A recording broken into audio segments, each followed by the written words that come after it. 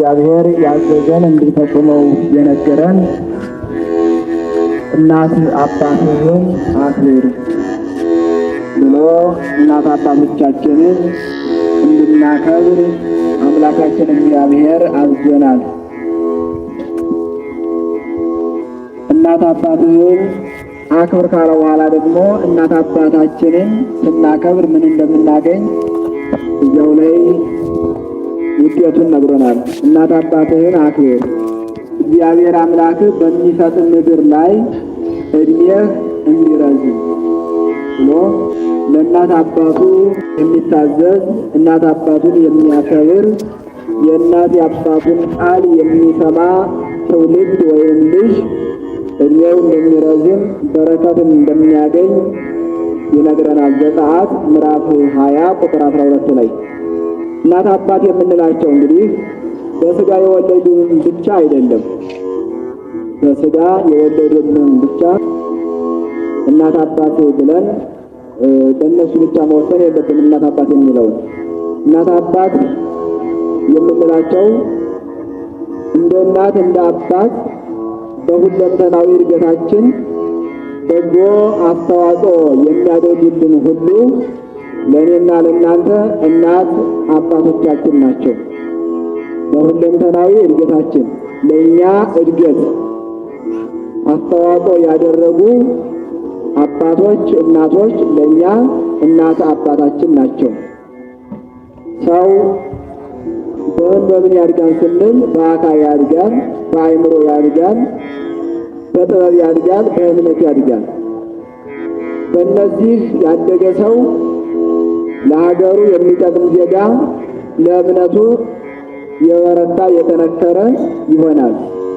እድገታችን በአካል ብቻ ከሆነ ለሀገርም የማንጠቅም፣ ለቤተ ክርስቲያናችንም የማንጠቅም፣ በምድርም በሰማይም ያለው ሕይወታችን የተበላሸ ይሆናል። በእንጀራ ብቻ የምናድግ ከሆነ ማለት ነው።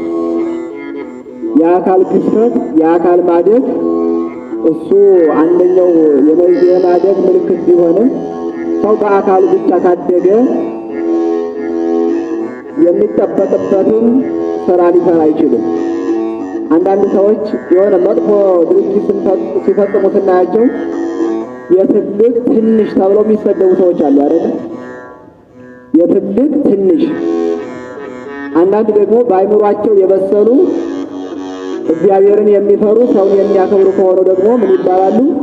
የትንሽ ትልቅ ይባላሉ።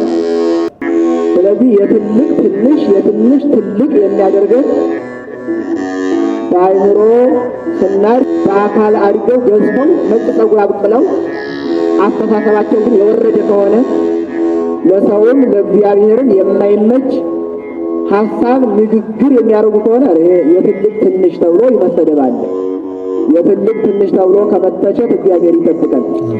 ይህ ከምን ይመጣን ካላችሁ በአካል ብቻ ካደግን ነው። ስለዚህ ልጆቻችን ስናሳድግ በአካል ብቻ ቁመታቸው ዘለል ስላለ ደረታቸው ስለሰፋ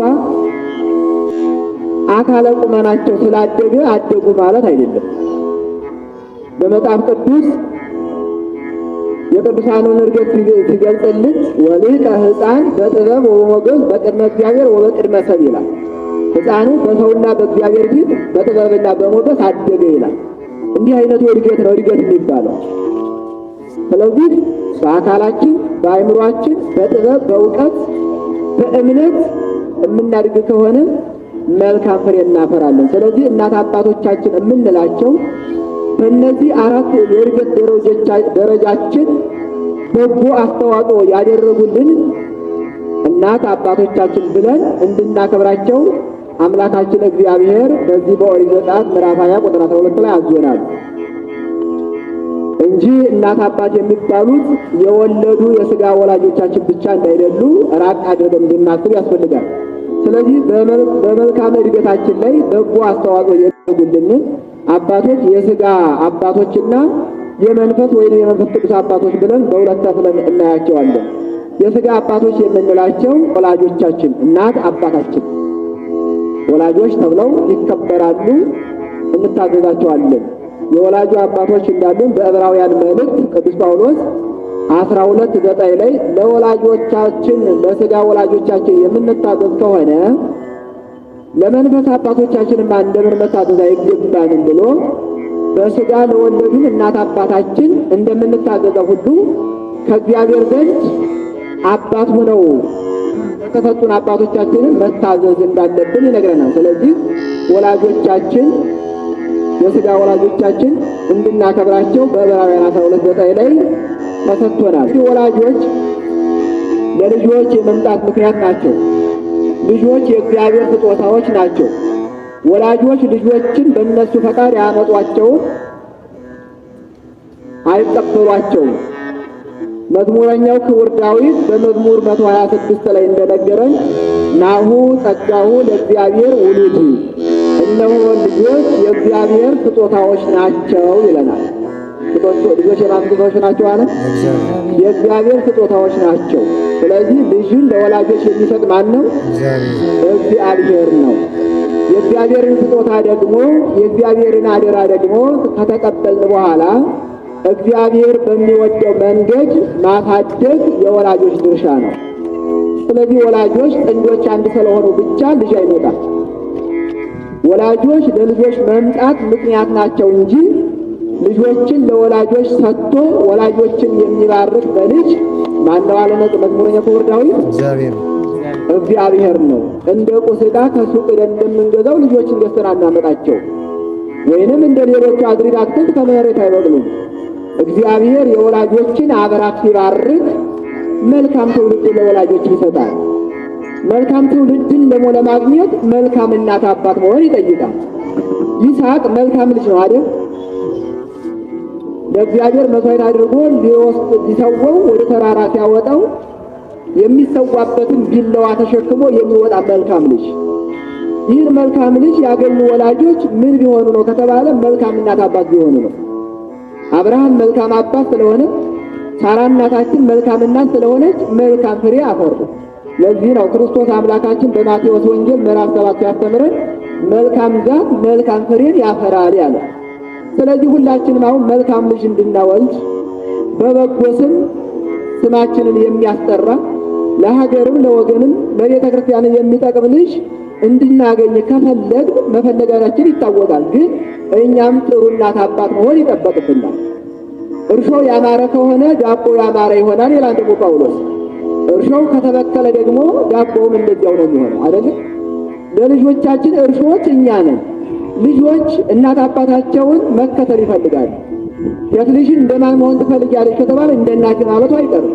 ወንድ ልጅ እንደማን መሆን ትፈልጋለህ ከተባለ እንደ አባት ማለቱ አይቀርም።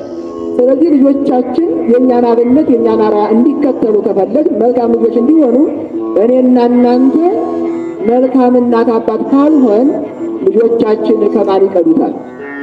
ከኛው ስለሆነ እኛ ለልጆቻችን ጥሩ አብነት ጥሩ ሞዴል ልንሆናቸው ይገባል። እኛ የምንዋሽ፣ እኛ የምንጠጥፍ፣ እኛ የምናታልል፣ እኛ በተለያዩ ሱሶች ተይዘን ማታ የሚያዩን ከሆነ ልጆቻችን ያንን ነው የሚከተሉት። እኛ ክርስትናን የማይገልጽ አለባበስ እየለበሳችሁ እናቶቻችን ልጆቻችን የምታሳጅ ከሆነ ልጃችሁን መምሰል የምትፈልገው እናንተ ነው። ሌላ ማንንም መምሰል አትፈልጉ። አካልን የሚያራቁት ለኃጢአት የሚያጋልጥ ለሰዎች እንቅፋት የሚሆን ልብስ እየለበስ ልጆቻችን የምናሳያቸው ከሆነ ነገ ያቺ ሴት ልጅ ማንም መምሰል ትፈልጋል? እናቷ መምሰል ነው። እኛ በአካላችን ላይ እግዚአብሔር ውብ አድርጎ በሰጠን አካላችን ላይ ሌላ ሰው ሰራሽ ባዕድ ነገር የምንቀጣጥልና የምንክብ ከሆነ የእኛም ልጅ ያንን ማድረግ ትፈልጋለች። ምክንያቱም ልጆች እናት አባታቸውን በፍጹም እምነት ነው የሚያምኗቸው። አባቴ ይሳሳታል፣ እናቴ ትሳሳታለች፣ አባቴ ያጣል፣ እናቴ ታጣለች ብለው አያስቡም። አባቴ ይሸነፋል፣ እናቴ ትሸንፋለች ብለው አያስቡም። ልጅ አሁን ከሌላ ልጅ ጋር ቢጣላ ምንድን ነው የሚለው? ወይ አባቴ ይመታል ነው የሚለው አይደለም። ምክንያቱም የእሱ አባት ይሸነፋል ብሎ አያስቡምና።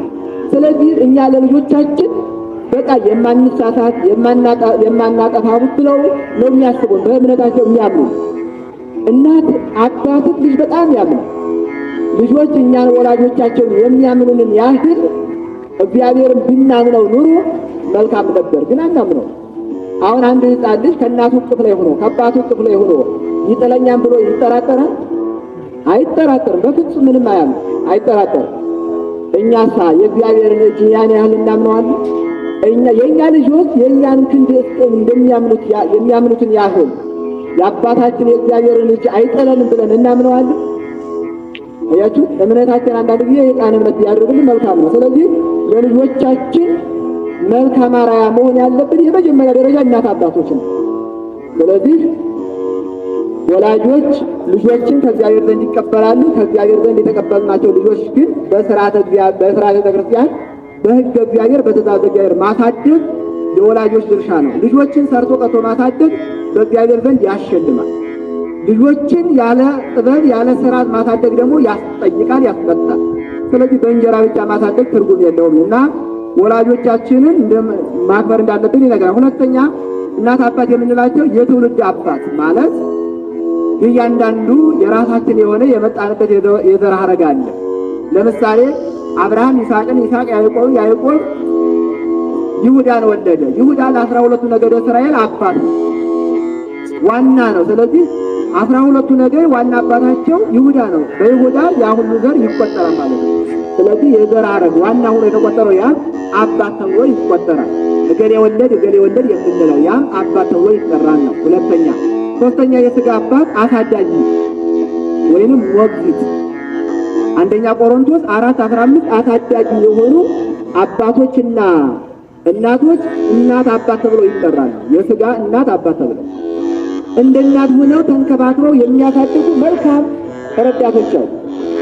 እንደ እናት አባት ሆነው ተንከባክበው የሚያሳድጉ መልካም አሳዳጊዎች ሞግዚቶች አሉ። እነዚያን እንደ እናት እንደ አባት ልናከብራቸው ልንታዘዛቸው መጽሐፍ ቅዱስ ያዘናል። ስለዚህ ሞግዚቶች የሥጋ ወላጆች አባት እናት ተብለው ይጠራሉ። አራተኛ የሥጋ ወላጆች የምንላቸው በወላጆቻችን ዕድሜ አኳያ ወይንም መጠን ያሉ ለእኔና ለእናንተ ምንድን ናቸው? እናት አባት ናቸው። በቀድሞ ጊዜ በሰፈር ያሉ አባቶች እናቶች የሰፈር ልጆች አልባሌ ቦታ ላይ ሲገኙ መጥፎ ስራ ሲሰሩ የአካባቢ ወላጆች ባለሽማግሌዎች እናቶች እማወራዎች አባወራዎች ይገስጡታል፣ ይቆጡታል። ለምን? በእናት በአባት ደረጃ ያለ ሁሉ ለእኛ ምናችን ነው? እናት አባት ስለሆነ ማለት ነው። ለአንድ ልጅ እድገት የአካባቢው ህብረተሰብ መልካም ተጽዕኖ ለልጁ ትልቅ ውጤት ያደርግለታል። ስለዚህ ልጆች ሲያጠፉ ካዩ የአካባቢ ሽማግሌዎች እናቶች ለምን እንዲህ ታደርጋለህ፣ ለምን እንዲህ ታደርጋለች ብለው በቀድሞው ጊዜ ነው የምላቸው ይቆነጥጡና ይቆጡ ነበር። ዛሬ ግን አንድ ልጅ ሲያጠፋ አይቶ አንድ የአካባቢ ሽማግሌ ቢቆጣ ምን አገባው ከልጅ ነው የምንለው አይደል? ከኔ ልጅ አንተ ምን አገባህ? አንዲት እናት ልትታጠፋ አይታ አንዲት ሴት ልጅ ለምን እንዲህ ታደርጋለች ብትቆጣ ምን አገባሽ ብለን ነው መልስ የምንሰጠው። ይህ ግን ተገቢ አይደለም። በአካባቢያችን ያሉ በጎ ሽማግሌዎች እድሜ ያስተማራቸው ሽበት ዘውድ የሆናቸው ሁሉ እናቶቻችንም አባቶቻችንም እናቸው ለእኛ አባቶቻችን ናቸው። ስለዚህ እናት አባቶቻችን አክብሩ ሲባል የሥጋ ወላጃችንና የሥጋ ወላጃችን እናታችን ብቻ ብለን እንዳናስብ። አራተኛ ወላጆች የተባሉ በአካባቢ ያሉ ለእኛ እድገት በጎ አስተዋጽኦ የሚያደርጉ ሁሉ ለእኛ ምናችን ናቸው አሏት? አባቶች ናቸው። ለወላጅ አባትህ እንደምትታዘዘው ሁሉ በአባትህ ደረጃ ላሉ አባቶች ታዘዝላቸው። ለእናትህ እንደምትታዘዛት ሁሉ በእናትህ ደረጃ ላሉ እናቶች ሁሉ ምን በላቸው? ታዘዛቸው። በእህቶች ደረጃ ለምትታዘዛቸው ለሌሎችም ታዘዝ ተብሎ በእድሜያቸው ልክ ያሉ ለእኛ ምናችን ናቸው? እናት አባቶቻችን ናቸው። በእኛ እድሜ መጠን ያሉት ደግሞ ለእኛ ምናችን ናቸው?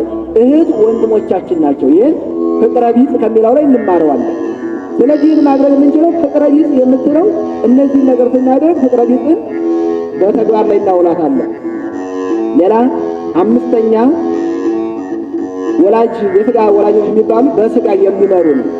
ከእግዚአብሔር ዘንድ ሹመቱ ተሰጥቷቸው ሀገርን በሰላም በፍቅር በአንድነት ያለ አድልዎ የሚመሩ መሪዎች አባት ይባላል፣ እናት አባት ይባላል። ሁነው ከተገኙ እናት አባት ተብለው ክብር ይሰጣቸው። እንዲሁም በቀድሞ ጊዜ እኮ ሕዝብ መሪውን ከመውደዱ የተነሳ በመሪው ስም ይምል ነበር አይደለም? ንጉሥ ይሙት እገሌ ይሙት እያሉ በመሪያቸው አይሆንም። በንጉሡ ስም የሚምሉት ንጉሡን ከመውደዳቸው የተነሳ። ስለዚህ ሀገርን እንዲመሩ በሀገር ላይ በክብር የተቀመጡ መሪዎቻችን አባቶቻችን ናቸው። ግን አሁን እኛም ልጆች አልሆናቸውም፣ እነሱም አባት አልሆኑ። እነሱም በአባትነት ደረጃ እንዲገኙ እኛም በልጅነት ደረጃ እንድንገኝ አክብረን እንድንከብር እግዚአብሔር አምላካችን ይፈቅድልን። ሌላውን ብዙ ማለቱን ልተው። ስድስተኛ የሥጋ አባት የምንላቸው የእንጀራ አባት በተለያዩ ምክንያት እናት አባት፣ ወላጅ እናት አባት በሞትም ይሁን በሌላ ነገር የተለያዩ ከሆነ አንደኛው ሌላ አካል አግብቶ ቢኖር ያ ልጅ በዚያ ውስጥ ቢያድግ እንጀራ አባት ይባላል። የእንጀራ አባት የእንጀራ እናት በጎ ስም የለውም። አብዛኛው በጎ ስም አለው፣ አብዛኛው የለውም። ግን ደግሞ ከአባት የበለጠ አባት ሆነው የሚያሳድጉ የእንጀራ አባቶች አሉ። ከእናት የበለጠ ሆኖ ሰፍ ብለው የሚያሳድጉ መልካም ደግሞ የእንጀራ እናቶች አሉ። ሁሉ አንድ አይደለም። ቤት ሁሉን ይችላል። ስለዚህ እንደ እናት እንደ አባት የሚራሩ የእንጀራ እናት አባቶች አሉ። ጨካኞች ደግሞ አሉ፣ ወልደው በሌላ ልጅ ላይ የሚጨክኑ ግን በእንጀራም ሆነ በምንም ያሳደጉን እናት አባት ስለሆኑ፣ ስለዚህ እነሱ መልካም መሆን ይገባቸዋል። እሱም እኮ ሌላ እንጀራ የወለደው ልጅ አለ አይደል? ሰው ለወለደው ልጅ እንደሚራራው ያልወለደው ልጅ ቢራራ ምን ችግር አለ? ለወለደችው ልጅ ጥሩ ነገር ማድረግ የምትፈልግ እናት ላልወለደችው ልጇ ለባሏ ልጅ ማለት ነው መልካም ነገር ብታደርግ ተከብራለች፣ አትጓደች። እና አብዛኛው ጊዜ የምንሰማው የእንጀራ አባት የእንጀራ እናት ምንም አንዳንዶች የሚመሰገኑ ቢኖሩም አብዛኛው ግን ጥሩ ስም የላቸው ብዙዎቹ። ስለዚህ መልካም የእንጀራ አባት መልካም የእንጀራ እናት መሆን ያስፈልጋል። እነዚህ የሥጋ አባት ብለን የሥጋ እናት ብለን የምንጠራቸው የመንፈስ አባት የምንላቸው ደግሞ አንደኛ በ40 በ80 ቀን አጭራጭሩ መያየን ያለ ነው። ባጭሩ የክርስትና እናት አባት ክርስትና እናት አባት ተብለው ይጠራሉ።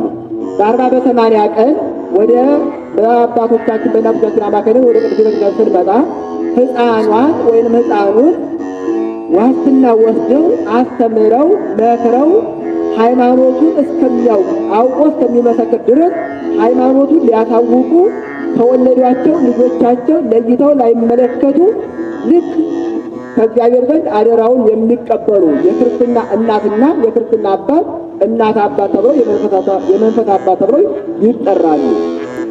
ክርስትና አባትና ክርስትና እናት ያስፈለገው እንዳልኳችሁ አንድና አንድ ሕፃኑ ለአቅመ ትምህርት ሲደርስ ሃይማኖቱን ምስጢረ ሥጋዌውን አምስቱ ሃይማኖት ባጭሩ ሥርዓተ ቤተ ክርስቲያንን አሳውቀው ከፈጣሪ ከእግዚአብሔር ጋር ለማስተዋወቅና ሃይማኖቱን ተረድቶት በአግባቡ እንዲኖር ሃይማኖቱን እንዳይለውጥ እንዳይሸጥ በደንብ ሃይማኖቱን አውቆ በእምነቱ ጸንቶ መልካም ሥራ ሰርቶ የሥላሴ መንግሥት እንዲወርስ ለማድረግ ነው ክርስትና አባትና እናትን ቤተ ክርስቲያን በክርስትና ዕለት የምትሰጠው። ብዙዎች ግን ይህ ዓላማ ሳይገባቸው ሥጋዊ ጥቅም ለመጠቃቀም አስበው በሥጋዊ ጥቅም ብቻ ፈልገው ክርስትና የሚነሳሱ ሰዎች አሉ። ሥጋዊ ጥቅሙ መጠቃቀሙ እንዳለ ሆኖ ምንም ባይጎዳም ዋናው ዓላማ ግን ልጁን ወይንም ልጅቷን አስተምረው ሃይማኖቱን ለማሳወቅ ነው ዓላማ። ከዚህ አንጻር የክርስትና እናት አባት ተብለው ይከበራሉ፣ ክብር እንሰጣቸዋለን። ክርስትና አባት የሥጋ ወላጅ እናት አባት የሥጋ ዝምድና ያላቸው ዘመዳሞች ክርስትና እናትና አባት መሆን አይችሉም።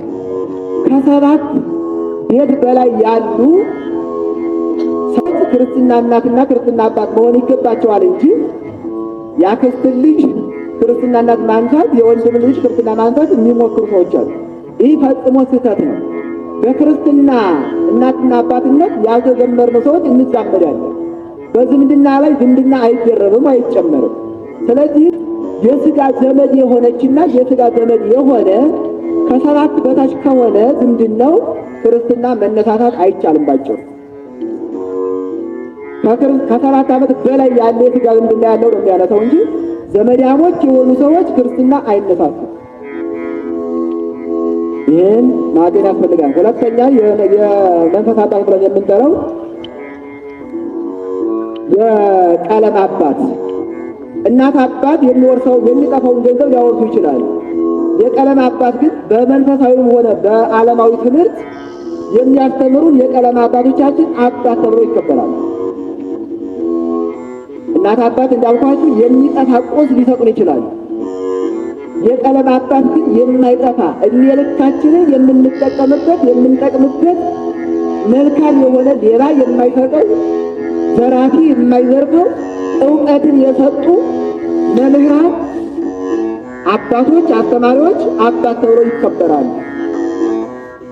ሶስተኛ የንስሐ አባት መክሮ ዘክሮ ያጠፋነውን እንድናምን አድርጎ ንስሐ ሰጥቶ ከእግዚአብሔር ጋርም ከሰው ጋር የሚያስታርቅ ንስሐ አባት ተብሎ ይከበራል። ንስሐ አባትን እንዳልኳችሁ የሥጋ ዘመድ ንስሐ አባት ነው። ምክንያቱም ንስሐ አባት ስንል ከዚያ ነፍስ አባታችን ጋር በመንፈስ ቅዱስ ተዘምደናል። ስለዚህ የሥጋ ዝምድና ያለው ካህን ለዘመዶቹ ምን አይሆንም? ንስሐ አባት አይሆንም። የማይሆንበት ምክንያት አንደኛ በፍትሕ ወይም በብያኔ ያደላል። ሁለተኛ ያንሳ የሚገባው ሰው ዘመዱ ከሆነ ይሰቀቅና ኃጢአቱን ለመናገር ግልጽ በሆነ ንግግር ኃጢአቱን ሊናዘዝ አይችልም። ስለዚህ የሥጋ ዘመድ አባት አይሆንም። ሁለተኛ የንስሐ አባት ምዕመናን የንስሐ አባት አደላርላችሁ መርጣችሁ ከገሌ ገሌ ይሻላል ብላችሁ የምታምኑትን የምታቀርቡትን የምታከብሩትን መርጦ ካላችሁበት አጥቢያ መያዝ ይቻላል። ከዚህ ሆኖ ሌላ አጥቢያ ቤተክርስቲያን ሄዶ መያዝ ግን አይቻልም። ለምን ካላችሁ ንስሐ አባትና ንስሐ ልጅ ጠዋት ማታ መገናኘት አለባቸው። ሩቅ ከሆነ ካህኑ ልጆቹን ለማግኘት ልጆች አባታቸውን ለማግኘት ስለማይችሉ በዚያው በአቅራቢያችን መያዝ አለብን። ስንይዝ ግን እንዳልኳችሁ መርጦ አሻሽሎ ይመክረኛል፣ ያስተምረኛል የምትሉትን የምታከብሩትን የምታቀርቡትን አባት መብታችሁ። ከዚያ ደግሞ አባታችሁ የሚላችሁን መፈጸም የእናንተ የውዴታ ግዴታችሁ ነው። ስለዚህ ንስሐ አባት የሚሆነው ከሥጋ ዝምድና የራቀ እንጂ የሥጋ ዝምድና ጋብቻ ምናምን በዚያ አይሆንም። ሁለተኛ ለባለ ትዳሮች ንስሐ አባት የሚሆነው ባለ ትዳር የሆነ ካህን ነው። በድንግልና ሕይወት የሚኖር መነኩሴ አይሆንም። ለመነኮሳት ደግሞ በድንግልና ሕይወት ለሚኖሩ መነኮሳት ወይንም መነኮሳያት በጋብቻ በትዳር የሚኖር ካህን ንስሐ አባት አይሆንም። አንቀጹም አቅራቢውም አይደለም። መነኩሴው ድንግሉ ባለ ሕግ ባለ ትዳር ካህን ቢይዝ በድንግልና ሕይወት የሚገጥመው ፈተና ለካህኑ ፈተና የሚሆንበት፣ እኛም ደግሞ ባለ ትዳሮቹ ድንግል የሆነውን ካህን መነኩሴ ብንይዝ በእኛ በጋብቻ ውስጥ ያለንን ፈተና አያውቀውም፣ ሰው አይረዳልንም። ብንነግረውም ለዚያ ለካህኑ ለመነኩሴው ለድንግሉ መነኩሴ ብንነግረውም የኛ ኃጢአት ለሱ ፈተና ጦር ይሆንበታል። ስለዚህ ለባለ ትዳሮች ባለ ትዳር ካህን፣ በድንግልና ሕይወት ለሚኖሩ አባቶች እናቶች በድንግልና ሕይወት የሚኖር መነኩሴ ካህን መያዝ ያስፈልጋል። እነዚህ ምን ይባላሉ? የንስሐ አባት ተብለው ይጠራሉ።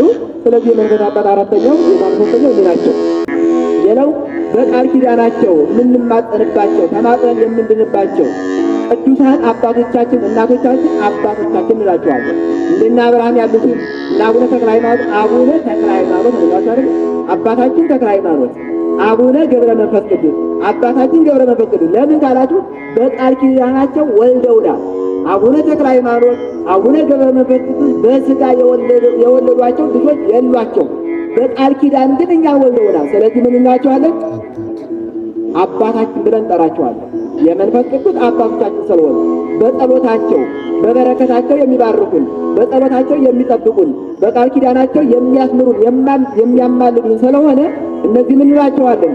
አባቶቻችን ብለን ለአባት የሚሰጠውን ክብር እንሰጣቸዋለን። ሌላው የክህነት አባት ዲያቆናትን፣ ካህናትን፣ ጳጳሳትን የሚሾሙ ሁሉ እነዚህ አባቶች ተብለው ይከበራሉ።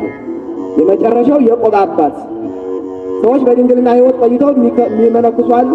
እግዚአብሔር ንስሐ ሰጥቷቸው ደግሞ ትዳር መስርተው ልጅ ወልደው ከወር በኋላ እድሜያቸው ገፋ ሲል በንስሐ ከቆዩ በኋላ ቁርባኑን ሲቆርቡ ከቆዩ በኋላ የመጨረሻ ደግሞ የዕለተ ዓርብ የክርስቶስ በዕለተ ዓርብ የተቀበለውን አክሊለ ሦኩን ለመሳተፍና የመከራው ተሳታፊ ለመሆን ይመነኩሳሉ። ስለዚህ ያመነኮሱት የሚያመነኩሱ አባቶች እናት አባት ተብለው የቆብ አባት የቆብ እናት ተብለው ይከበራሉ። እነዚህ ምንድናቸው? የመንፈስ ቅዱስ ከመንፈስ ቅዱስ የተቀበልናቸው ወላጆቻችን ናቸው። ከዚህ ሁሉ ቀድሚያ ግን የምናከብረው አባት ብለን የምንጠራው ማን አለ? የሁሉም አባት የሁላቸውም አባቶቻችን አባት ማን አለ? እግዚአብሔር አለ። ምን ብለን እንጠራዋለን? በምትጸልዩ ጊዜ እንዲህ ብላችሁ ጸልዩ። ምን አለ? አባታችን ሆይ። እግዚአብሔርን አባታችን ሆይ ብለን መጥራት መብት ያገኘነው ስንወለድና ስንጠመቅ ነው። በጥምቀት እግዚአብሔርን በጥምቀት ያልተወለዱ ሰዎች አባታችን ሆይ ብለው ቢጠሩት አቤት አይሉ። ምክንያቱም አልተወለዱም። ፈጣሪያቸው ነው፣ አባታቸው ግን አይደለም። የእግዚአብሔርን አባትነት ለማግኘት የእግዚአብሔር ልጅ ለመሆን በቅድስት ቤተ ክርስቲያን በክህነት በ40 በ80 ቀን ሀብተ ወልድና ስመ ክርስትናን አግኝቶ ዳግም መወለድን ይጠይቃል። ስለዚህ የአባቶቻችን አባት አባታችን እግዚአብሔር ነው ብላችሁ ጥሩኛለ። አባታችን ሆይ ብላችሁ ጥሩ ብሎ አባት አባ ብለን እንድንጠራው የልጅነት መብት ሰጥቶናል።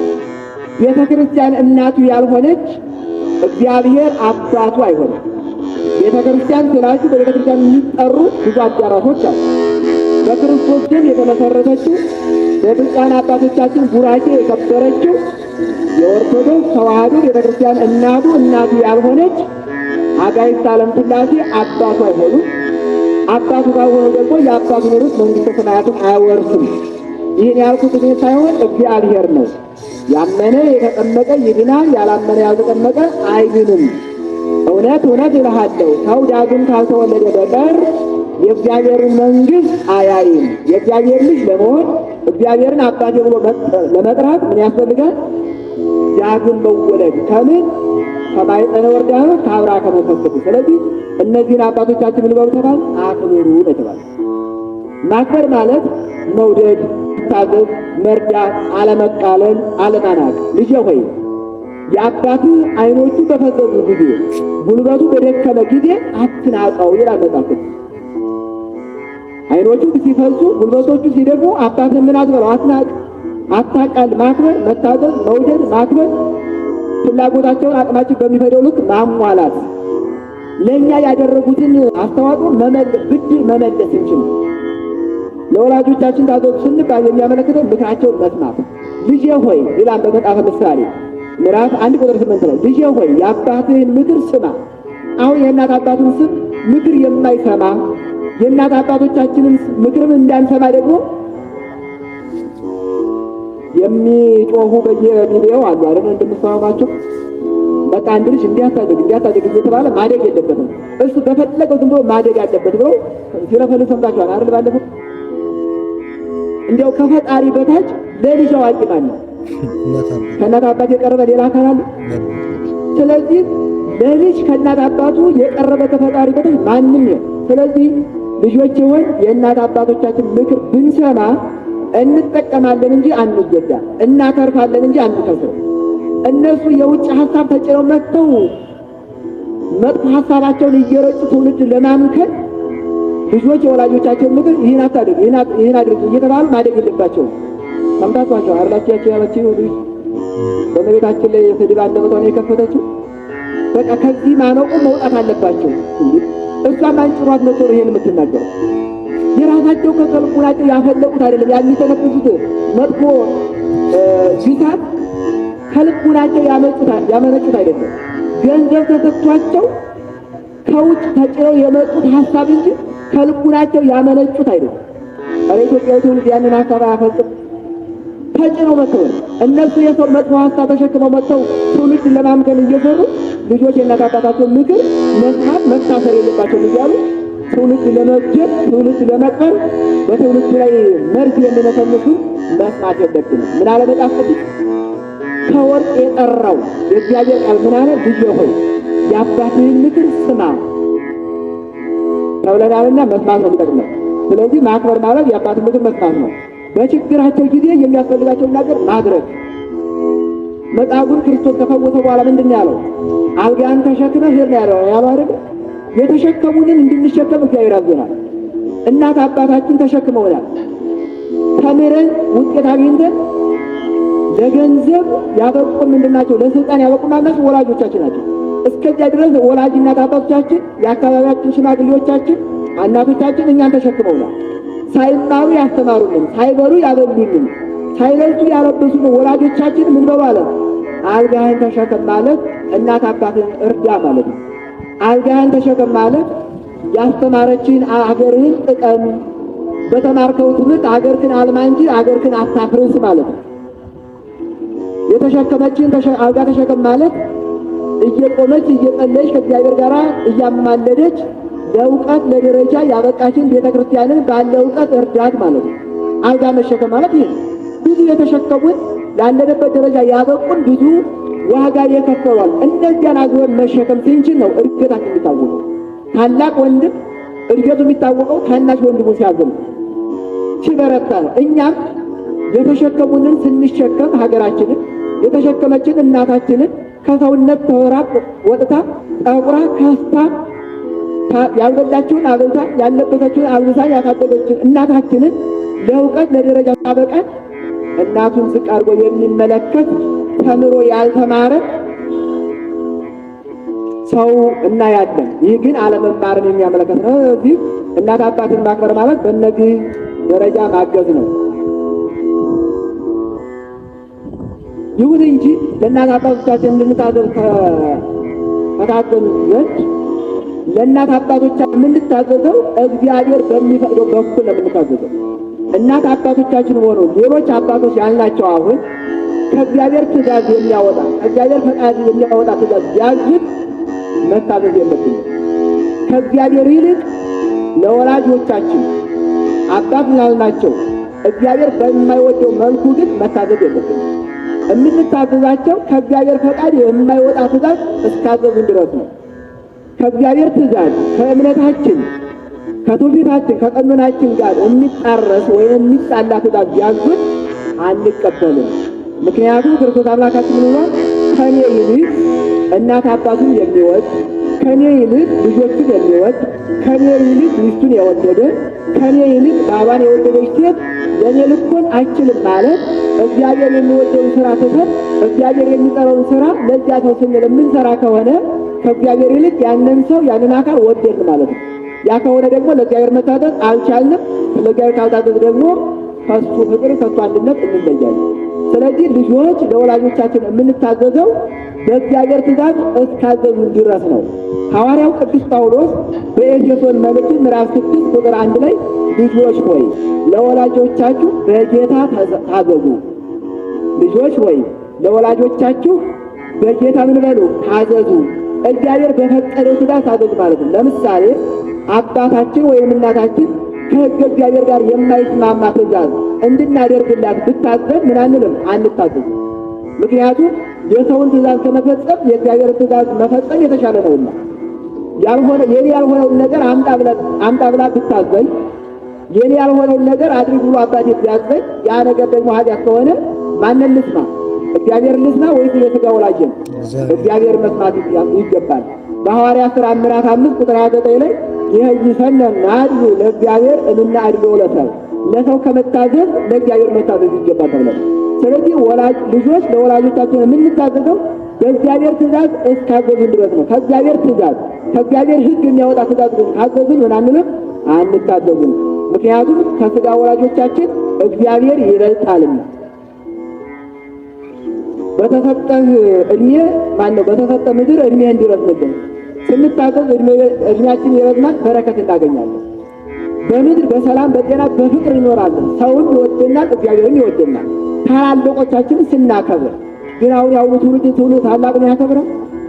እናያለን እኮ በትራንስፖርት የ70 ሽማግሌ ቆሞ እየሄደ የ15 ዓመቱ ወጣት የ20 ዓመቱ ወጣት የ15 ዓመቷ ወጣት የ20 ዓመቱ ጎልማሳ ቁጭ ብለው ወንበሩ የ60 ዓመቱ የ50 ዓመቱ ጎልማሳ ደግሞ ቆሞ ይሄዳል። ማነው ሽማግሌ? እንዴ የሚያከብሩም አሉ የማያከብሩም አሉ። ያን ታላቅ ሽማግሌ አባታችንን ያቺን ታላቅ እናታችንን እኛ ተነስተን ብናስቀምጣቸው ምን ይሉናል? እግዚአብሔር ይባርክህ፣ ትምህርትን ይግለጥልህ ብለው ይመርቁናል። ጤናን ይስጥ ብለው ይመርቁናል። በረከትን አገኘን። በረከት ዝም ብሎ አይገኝም። ዋጋ በመክፈል ነው በረከት የሚገኘው። ያዕቆብ በረከት ከይስሐቅ ለበቀለ ዋጋ ከፍሏል።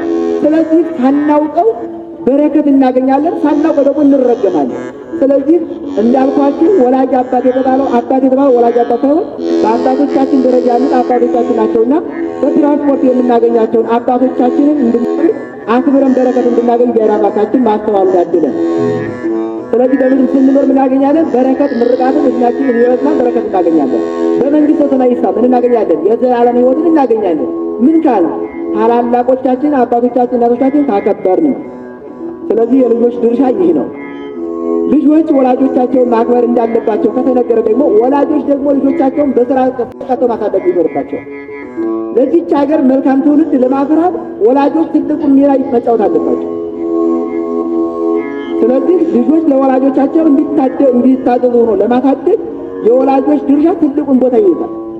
ስለዚህ ወላጆችም ልጆቻችንን ስናሳድግ በእግዚአብሔር ትእዛዝ በእግዚአብሔር ተግሳጽ ማሳደግ ይኖርብናል። ወላጆች ሆይ ልጆቻችሁን በእግዚአብሔር ተግሳጽና ትእዛዝ አሳድጉ ይላል ኤፌሶን 6:4 ነው። ወላጆች ሆይ ልጆቻችሁን በምን በሉ? በእግዚአብሔር ትእዛዝና ተግሳጽ አሳድጓቸው እንጂ አታስቆጧቸው። ልጅ የተማረውን ትምህርት ሲያጠፋ፣ እርሱን ከማይመጥነው ጓደኛ ጋር ሲውል፣ ትምህርቱን አልማር ሲል፣ ከመጥፎ ቦታ ሲገኝ ወላጅ እናት አባት በአግባቡ አካሉን በማይጎር በአይምሮ ላይ ተጽዕኖ የማያደርግ ተገቢ የሆነ ቅጣት መቅጣት ተገቢ ነው። ወላጆች ልጁ እያጠፋ ልጁን የማይቀጣ ወላጅ እናት አባት እሱ አባት ልጁን አይወድም። የሚቀጣ የተወለደ ልጅ ነው። አጥፍቶ የማይቀጣ ልጅ ሌላ ነው ስሙ። ልጆች አጥፍተን ወላጆቻችን ሲቀጡን ደስ ሊለን ይገባል። ምክንያቱም ስለወደዱን ነው እንዳይቀጡን። ካልወደዱን ግን አልቀጡንም። ካልቀጡን ደግሞ ልጆች አይደለም። ስለዚህ ልጆች ለእናት አባቶቻችን መታዘዝ እንዳለብን፣ ወላጆች ደግሞ ልጆቻችንን በሥርዓተ ቤተክርስቲያን፣ በሕገ እግዚአብሔር፣ በፍቅረ ሀገር፣ በፍቅረ ሰብ ማሳደግ እንድንችል አምላካችን እግዚአብሔር ይፍቀድልን። እናት አባትህን አክብር፣ እግዚአብሔር በሰጠህ ዕድሜ በእግዚአብሔር በሰጠህ ምድር ላይ ዕድሜህ እንዲረዝም በረከት እንድታገኝ ይህን አድርገን እንድንከብር እግዚአብሔር አምላካችን ይፍቀድልን። ይህን ሳናደርግ ያጠፋን የሳቱታለን ተመልሰን ንስሐ ገብተን ቅዱስ ሥጋውን ክቡር ደሙን ተቀብለን የእግዚአብሔር የስሙ አመስጋኞች የክብረ ወራሾች እንድንሆን የእግዚአብሔር ቸርነት የድንግል ማርያም ልጅነት ጸሎት አይለየን። ወስብሐት ለእግዚአብሔር ወለወላዲቱ ድንግል ወለመስቀሉ ክቡር። ይቆየን። እኔም ተናግሬ ከማጥፋት እናንተም ሰምታችሁ ከማጥፋት ሁላችን እግዚአብሔር ይጠብቀን።